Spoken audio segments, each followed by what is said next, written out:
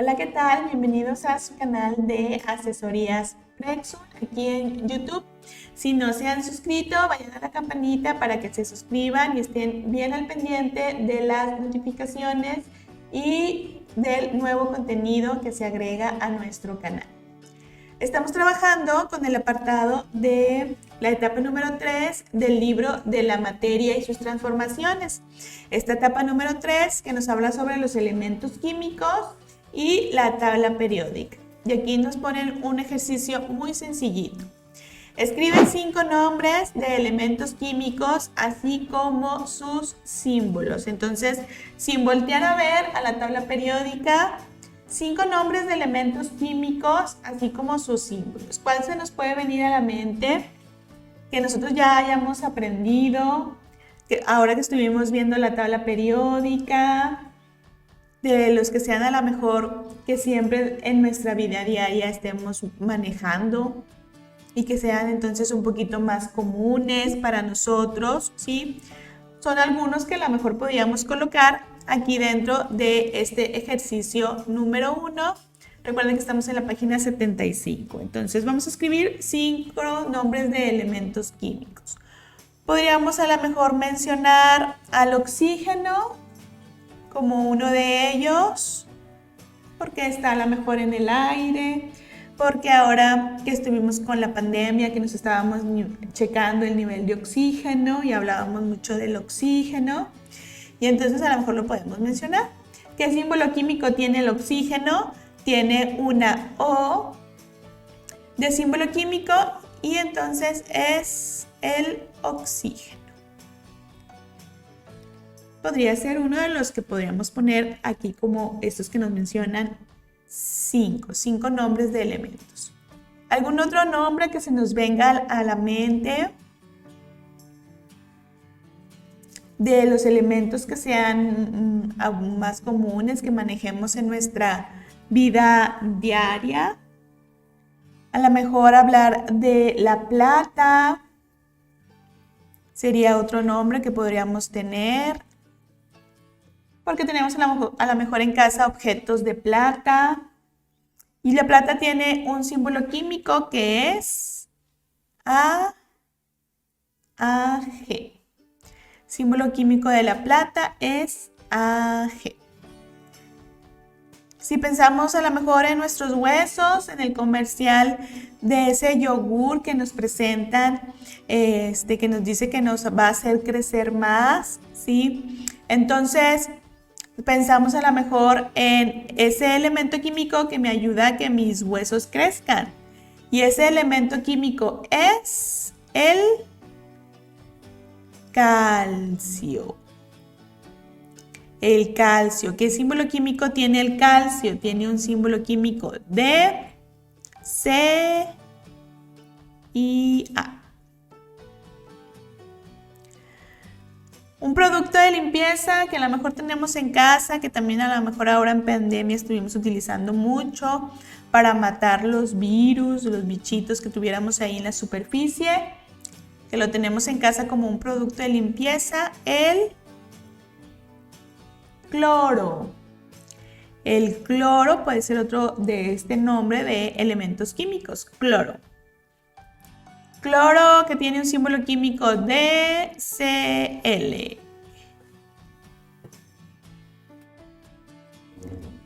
Otro de los elementos, lo podemos encontrar cuando vamos a comprar un globo y queremos que ese globo flote. Decimos, lléneme el globo o infle el globo con helio. Helio es otro de los elementos químicos. Y ponemos entonces aquí el símbolo químico del helio es He. Cuando escuchamos que a lo mejor desafortunadamente alguno de nuestros vecinos, alguno de nuestros conocidos, su casa a lo mejor era nueva, todavía no tenía protección, y entonces se metieron a su casa y le robaron el cableado de su casa. ¿Por qué se lo roban? ¿sí? ¿Qué es lo que están buscando de esos cables? Están buscando un metal que pueden ellos ir a vender y que pues entonces van a obtener una remuneración. Y entonces, ¿de qué están hechos los cables que tenemos en nuestra casa? ¿Por qué se los roban? Porque están hechos de un metal. ¿Y cuál es ese metal? El cobre, que también podría ser entonces un ejemplo de alguno de estos elementos químicos. El cobre, que tiene un símbolo químico de Cu. Y entonces aquí ya nos pasamos, pusimos uno de más para completar aquí nuestras líneas que tenemos aquí en esta diapositiva. Y entonces pusimos de ejemplos al oxígeno, que tiene símbolo químico O, a la plata, que tiene símbolo químico Ag, calcio Ca, cloro CeHelio, helio He y cobre Cu. Podemos mencionar mucho, tenemos 120 opciones en nuestra tabla periódica para poner de ejemplos aquí en este ejercicio número 1.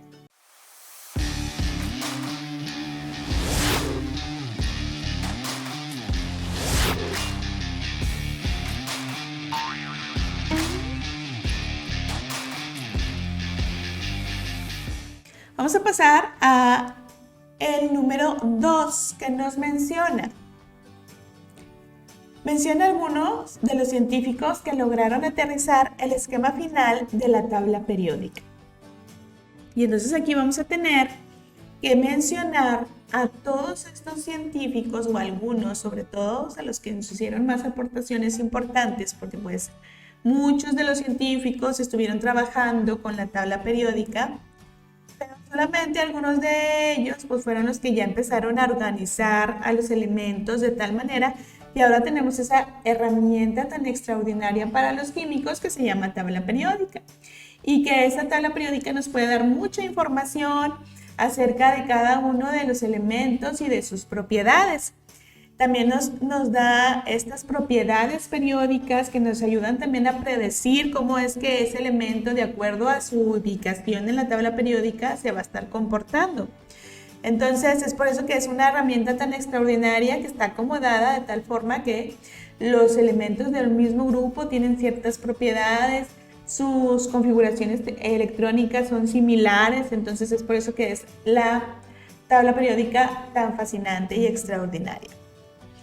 ¿Quiénes fueron los científicos que nos ayudaron a llegar hasta esta herramienta tan eficiente? De los primeros que nos ayudaron fue, por ejemplo, Doberan, sí, clasificó a los elementos. Primero él empezó de 3 en 3. Empezó en las famosas triadas, ya que él observó que esos elementos tenían características similares entre ellos. Eso fue por ahí del año entre 1817 y 1829. Entonces, sí se tardaron, ¿verdad?, en clasificar a los elementos por lo menos de 3 en 3. Entonces ya me iban formando unos pequeños grupitos de elementos que tenían propiedades similares. Después, unos años después, hasta el 1863, un químico inglés, Newlands, clasificó los elementos establecidos en varios grupos, pero ahora propuso una ley que se llamaba una ley de octavas, de tal manera que él conformó a los elementos y empezó a darlos un orden, pero este primer orden era de acuerdo a la masa atómica, a lo que pesaba. Se dieron cuenta que los átomos pues tenían un peso diferente y que esa masa atómica pues iba creciendo en esos elementos químicos, y entonces también se empezaron a dar cuenta que esa podría ser una forma de ir ordenando a los elementos de acuerdo a su masa atómica. Los fueron ordenando de acuerdo a su masa atómica que fuera creciendo. Y se dieron cuenta que ciertas propiedades se repetían cada 8 elementos. Entonces, a esa hipótesis que ellos estaban estableciendo se le llamó la ley de las octavas, ¿sí? Que ya después pues se comprobó y por eso le pusieron ley, ¿verdad? Ley de las octavas, ¿sí? Se dieron cuenta que cada ciertos 8 elementos se repetía una propiedad.